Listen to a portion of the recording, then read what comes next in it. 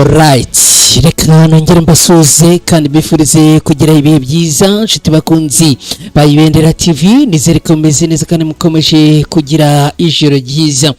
Ikaze makuru agezweho kuri aya masaha rero, ngiye nitwa Umukadza, nizere ko mwiriwe neza, nizere ko kandi mukomeje kugira ijoro ryiza. Reka mbibutse ko uyu munsi turi ku wa kabiri, ni tariki 16 z'ukwezi kwa gatandatu muri mwaka w'ibihumbi 2026. Mwese rero ambahaye ikaze muri aya makuru, ni munyemerere mbabwire ko Bwana Corneille Nangaa amaze gutangaza amagambo akomeye cyane. Corneille Nangaa amaze kwemeza ko Alliance Fleuve Congo 23 igiye kurwana kugeza yerekeje ibirenge byayo mu gace ndibo babwire yerekejemo intwaro zikomeye cyane.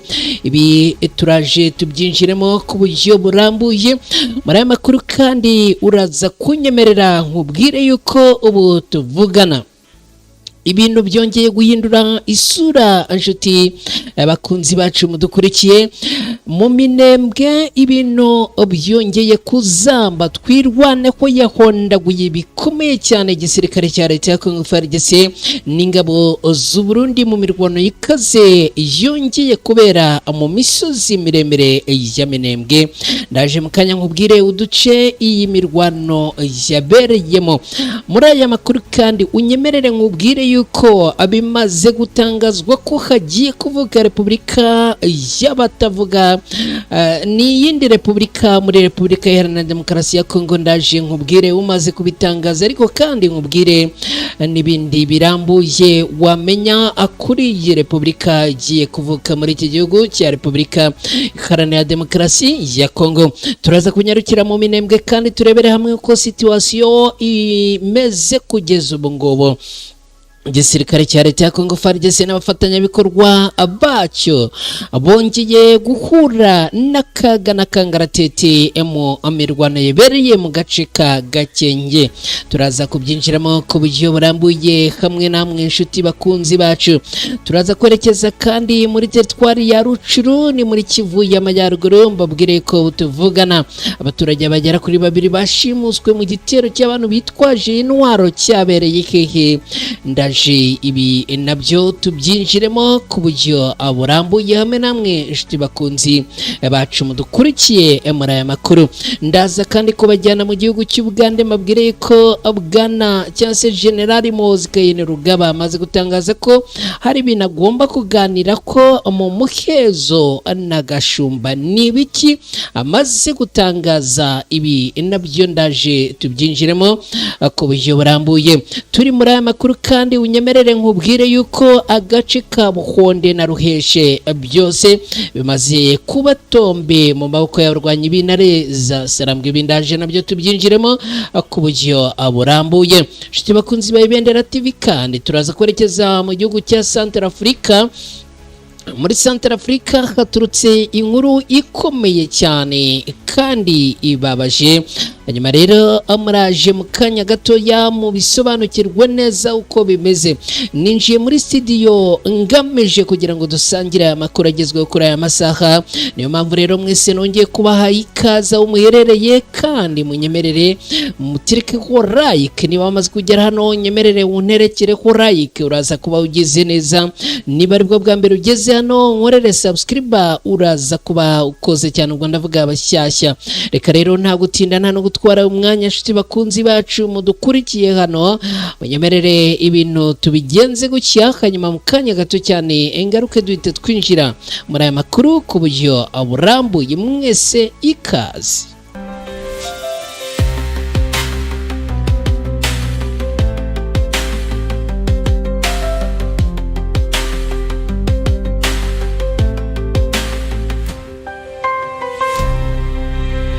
Alright. Alright, nanone nongeye kubaha ikaze inshuti bakunzi bacu mwese mudukurikiye, nizere ko mumeze neza, nizere ko mukomeje kugira impagarike n'ubugingo. Hanyuma rero mwese rero mwamaze kugera ku Ibendera TV, nimunyemerere dusangire aya makuru ku buryo burambuye twinjiyemo kuri aya masaha. Nge nitwa Umukada nkuko natangiye mbibabwira, nimunyemerere aya makuru rero tuyanzikire muri Kivu y'Amajyepfo muri Repubulika Iharanira Demokarasi ya Kongo. Duhere kuri ubutumwa bukomeye cyane bwa Colonel Nanga, ni coordinateur wa Alliance Fleuve Congo M23.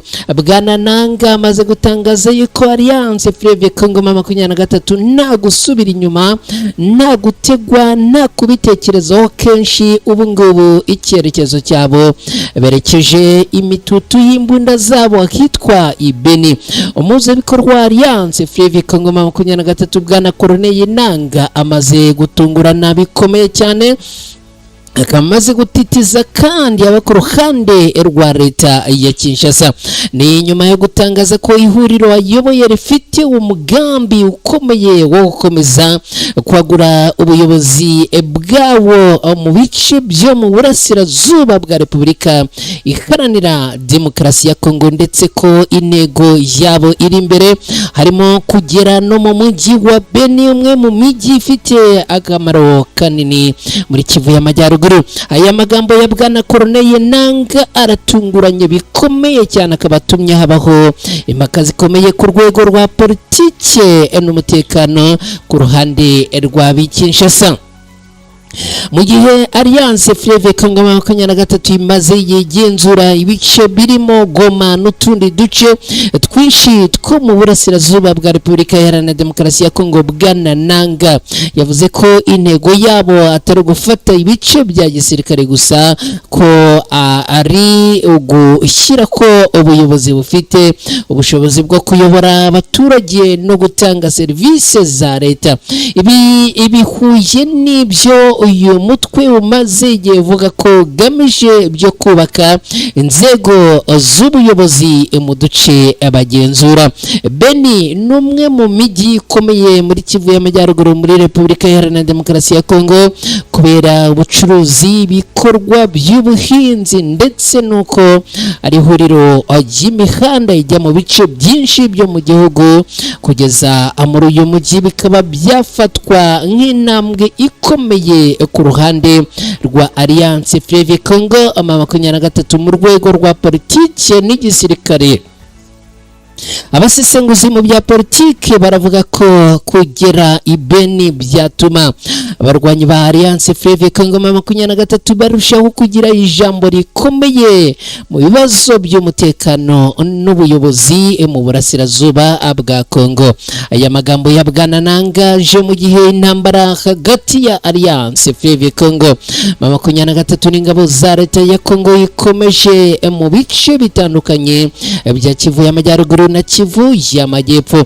Mu mezi ashize impande zombi zakomeje gushinjanya kurenga ku masezerano y'agahenge no gukomeza ibikorwa bya gisirikare.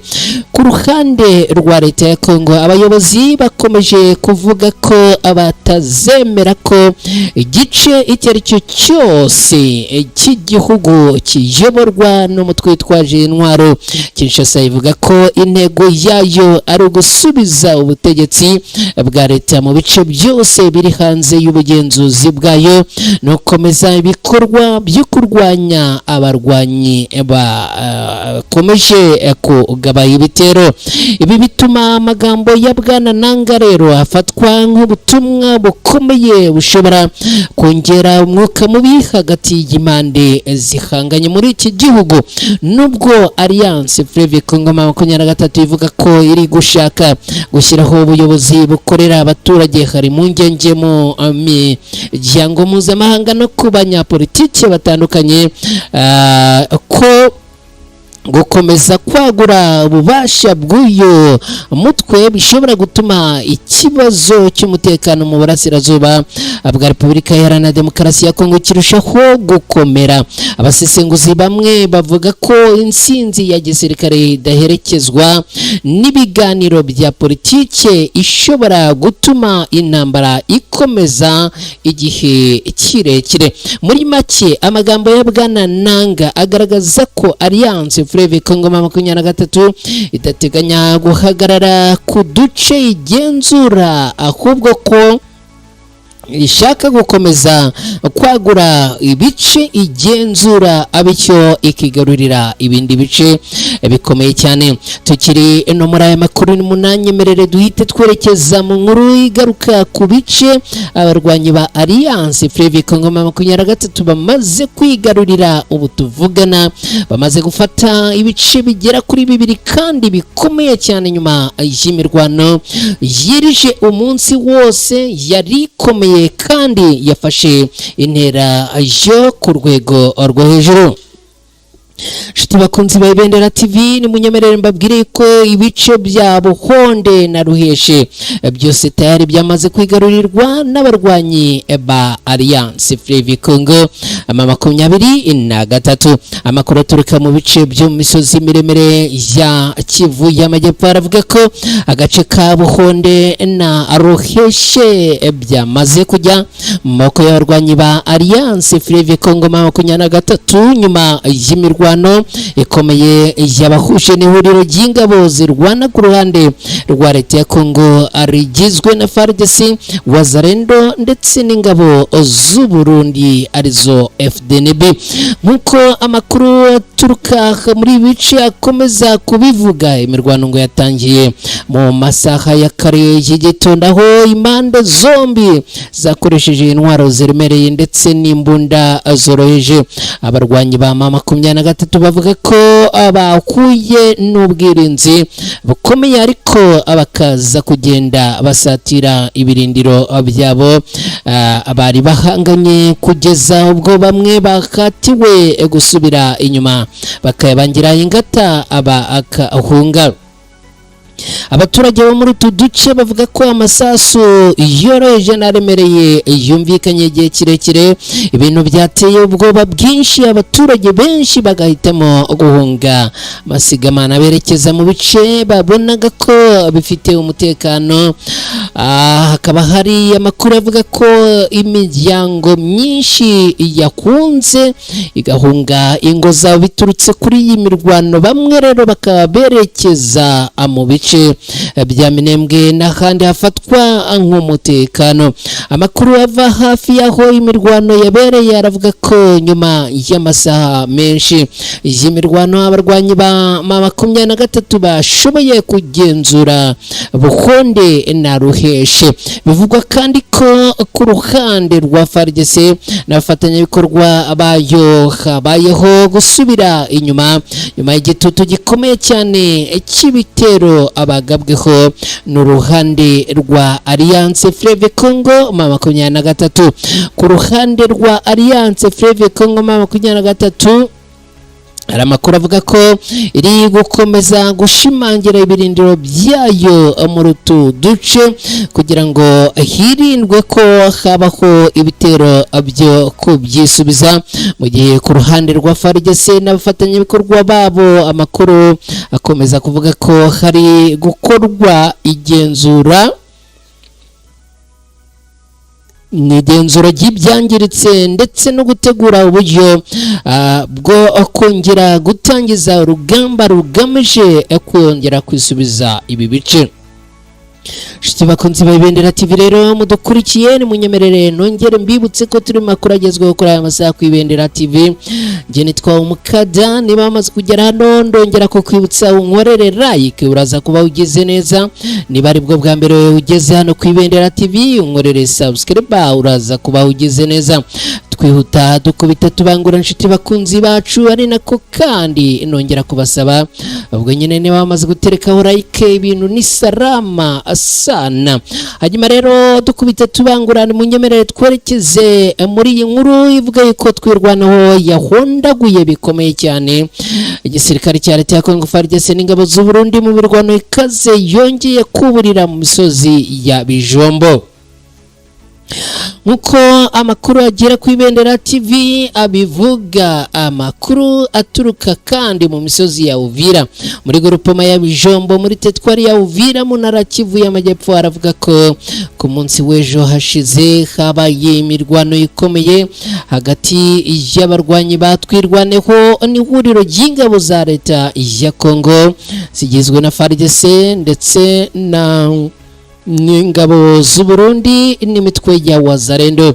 Nkuko amakuru agera ku Ibendera TV abivuga, ari huriro ry'ingabo ryagabye ibitero mu bice bituwe n'abanyamurenge, cyane cyane mu bice bya Mitamba ugana ku Murambya no ku Warenge, aho abaturage bavuga ko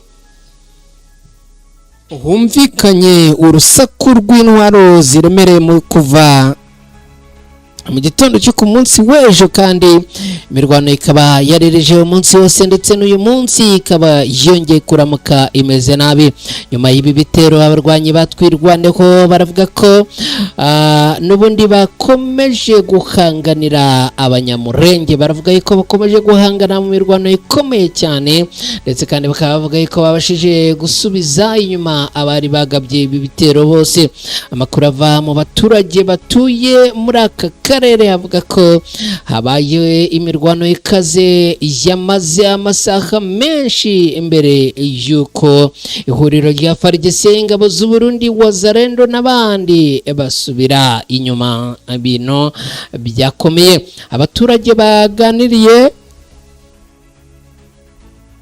n'itangazamakuru ritandukanye bavuga ko abarwanyi batwirwaneho bakomeje gusatira abo bahanganye, bavuga ko barimo kubasubiza inyuma banyuze mu buhonde bakabamanura baberekeza hitwa Ibiziba. Aya makuru kandi agaragaza ko nyuma y'iyi mirwano abasirikare ba FARDC n'abo bari bafatanyije bahungiye mu bice bya Kirungwa. Kirungwa ni umusozi munini utandukanya imisozi y'Indondo n'umujyi wa Uvira. Uyu musozi ufite akamaro gakomeye mu bikorwa bya gisirikare kubera ko uri ahirengereye kandi ushobora kugenzura ibice byinshi by'umujyi wa Uvira ni inkengero zawo. Shiti bakunzi ba Ibendera TV mu kidukurikiye rero ni munyemerere twerekeze kuri ya leta noneho. Iyi leta ngo ibyayo bimeze gute? Witwa Patrick Mundeke aravuga ko vuba cyane muri iki gihugu cya Repubulika Iharanira Demokarasi ya Kongo hagiye kuvuka Repubulika y'abavuga ururimi rw'igiswahili. Umujyanama w'umunyapolitike Moise Katumbi Champke yitwa Patrick Mundeke yatangaje ko mu burasirazuba bwa Repubulika Iharanira Demokarasi ya Kongo hashobora kuvuka igihugu gishya cyiswe Repubulika y'abavuga igiswahili, mu gihe Perezida Tshisekedi yakomeza gahunda yo guhindura itegeko nshinga. Ibi Bwana Mundeke yabivuze mu kiganiro yagiranye n'itangazamakuru aho yanenze bikomeye umugambi wa Perezida Tshisekedi wo guhindura itegeko nshinga, avuga ko ushobora guteza amakimbirane no gushyira igihugu mu nzira y'ubucakara bwa politike. Yagize ati vuba cyane Repubulika yunze ubumwe y'abavuga igiswahili iravuka, nabwo ni uburenganzira bw'abaturage bo mu burasirazuba babishaka. Amabendera ya Repubulika nshya y'Iburasirazuba ari gucapwa, izahura ikaba izahuza intara za Kivu y'Amajyaruguru, Kivu y'Amajyepfo, Maniema ndetse na Ituri. Bwana Mundeke yavuze ko gukomeza gahunda yo guhindura itegeko nshinga bishobora gutuma bamwe mu banyapolitike n'abaturage bahitamo inzira yo kwigenga cyangwa gutandukana n'ubutegetsi bwa Kinshasa. Uyu Bwana Mundeke yagize ati guhindura itegeko nshinga rya Kinshasa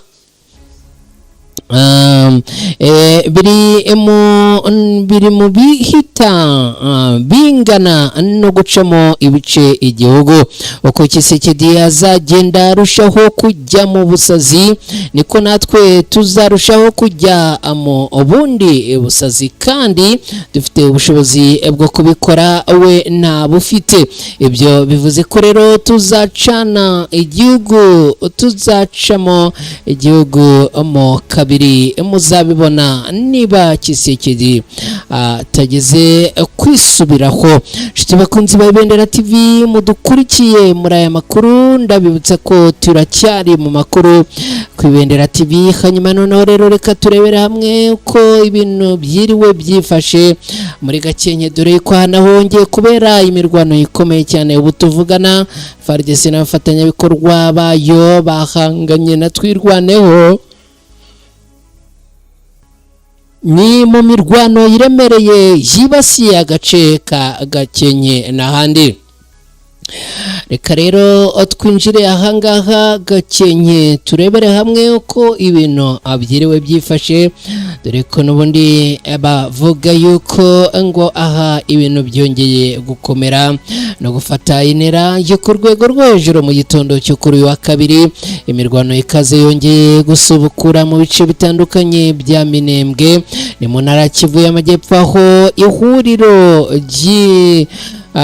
y'ingabo za Repubulika Iharanira Demokarasi ya Kongo FARDC ifatanyije n'ingabo z'u Burundi, umutwe wa Wazalendo ndetse n'abandi rihanganye n'umutwe wa Twirwaneho urwanira abaturage muri ibyo bice bya Minembwe. Amakuru ava mu duce twibasiwe aravuga ko bitero by'indege zitagira abapilote drone byatangiye mu masaka ya saa 3 z'ijoro, ubwo nijoro ryo ku munsi w'ejo rishyira uyu munsi, bikomeza rero kugeza mu gitondo. Ibintu bikomeye cyane, n'ibintu kandi byagaragayemo imbaraga z'umurengera. Mu gitondo rero imirwano yongeye gufata intera nshya, aho impande zombi zahanganiye ku nkengero, bahanganiye n'ubundi mu bice bitandukanye. Amakuru akavuga ko rero imirwano yongeye kuburira mu gace ka Rundu kwa Agakina. Imirwano kandi ikaba yongeye kuburira mu duce twa Murondanyi ndetse no mu tundi duce dutandukanye twahangaha. Hari n'amakuru ahamya ko Twirwaneho kugeza ubu irimo kugenzura uduce twinshi twa Rundu. Nshuti bakunzi ba Ibendera TV rero mukiri kumwe natwe muri aya makuru, n'umunyemerere twekeze muri teritwari ya Rucuru, babwire ko ibintu byifashe, ibintu byahinduye isura, nako bagera kuri 2 bashimuswe mu gitero cy'abantu bitwaje intwaro ikibirizi. Abaturage bagera kuri 2 bo muri Kibirizi, itsinda riherereye mu bice bitandukanye by'ahangaha Kibirizi, baravuga ko bongeye guhura n'imbogamizi aho n'ubundi ngo abangaba bashimuse abantu bagera kuri 2 b'inzirakarengane. Amakuru aturuka muri ako gace avuga ko abaguye muri iki gitero ari Paruku Kakome ndetse na Joseph w'imyaka 62 sori, hakaba na Kambare Cangamuka Elia w'imyaka 18. Aba bagabo bombi bitwaje yuko n'ubundi n'abaturage baje guhura n'ibyago bikomeye cyane, bikaza kurangira rero abarwanyi ku ruhande rw'imitwe yitwaje intwaro bongeye kubarasa ko urufaya rw'amasasu. Ni ibintu bibabaje cyane kandi bikomeye. Shiti bakunzi ba Ibendera TV mukidukurikiye muri aya makuru, nimunyemerere babwire ko aya makuru agiye gukomereza mu nkuru ivuga ko ni inkuru ivuga yuko Muhozi Kainerugaba na Gashumba bafite byinshi ngo byo kuganira kandi bakaganirira mu muhezo. Uribaza ngo ni biki aba bagabo bombi bo mu gihugu cya Uganda bagiye kuganira, dore ko ari n'ibiganiro bavuga ko bigomba kubera mu muhezo. Shiti bakunzi ba Ibendera TV rero mukidukurikiye mukiri kumwe natwe, nimunyemerere mbabwire yuko amakuru agezwe ko ingingo ikomeye ari igiye kwerekeza kuri General Muhozi. Umugaba mukuru w'ingabo za Uganda General Muhozi Kainerugaba yavuze ko hari byinshi ateganya kuganira mu muhezo na Frank Gashumba aherutse kwirukana mu kimeze nk'ishyaka yashyize akaribera umuyobozi mukuru Patriotic League of Uganda. General Muhozi yabinyujije kuri X ku rukuta rwe, avuze ko ateganya kuganira na Gashumba kandi ko amwijeje umutekano. Aha yagize ati: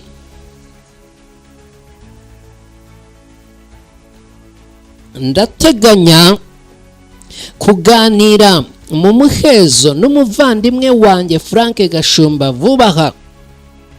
Hari byinshi byo kuganira nawe, aracyari inshuti yanjye ya hafi, ntihagire urota kumukoraho, ararinzwe bikomeye. Generali Muhozi kuwa 15 Kamena muri uyu mwaka w'2026 nibwo yirukanye umunyarwanda Frank Gashumba ku mwanya wa Vice President w'iri shyaka ya Patriotic League of Uganda muri iki gihugu. Ni nyuma y'amagambo yari yavugiye mu ruhame avuga ko hashobora kuvuka 23 muri Uganda niba ikibazo cy'abanyarwanda muri Uganda kidakemutse hisunzwe itegeko nshinga ry'iki gihugu. Kugeza ubu rero ibintu bikaba bikomeje gufata intera yo ku rwego rwo hejuru. Nshuti bakunzi bacu mudukurikiye muri aya makuru, nimunyemerere rero dukubita tubangura nanone tunanyarukire mu gihugu cya Central Africa. Mbabwire ko igisirikare cya amaganye amakuru agishinja gushaka guhirika ubutegetsi bw'iki gihugu.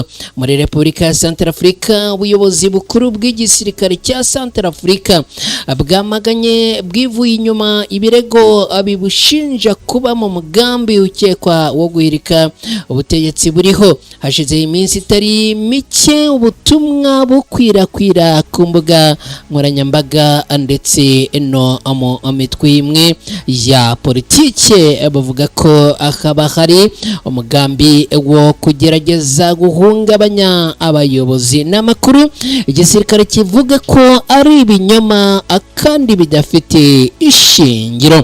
Mu itangazo ryashyizwe ahagaragara ku munsi w'ejo bundi hashize tariki 13 Kamena muri uyu mwaka, ubuyobozi bukuru bw'ingabo muri iki gihugu bwamaganye ibyo abaregwa bavuga ko ari ugusebanya, ari ibinyoma kandi bishingiye ku makuru y'ibinyoma nk'uko inkuru dukesha RFI ibi ivuga. Nshuti bakunzi ba Ibendera TV, rero ni munyemerere tugane ku musozo w'aya makuru. Bashimire cyane mwese abantu mwabanye natwe, mwakoze kubana natwe, mwakoze ku nkunga yanyu mwatanze ku Ibendera TV. Hanyuma rero ndabashimiye mwese cyane, nanabasezeraho rero mugire ijoro ryiza, mugire amahoro n'amahirwe, kandi Imana ikomeze kubana namwe no kubarinda. Bye, ciao ciao.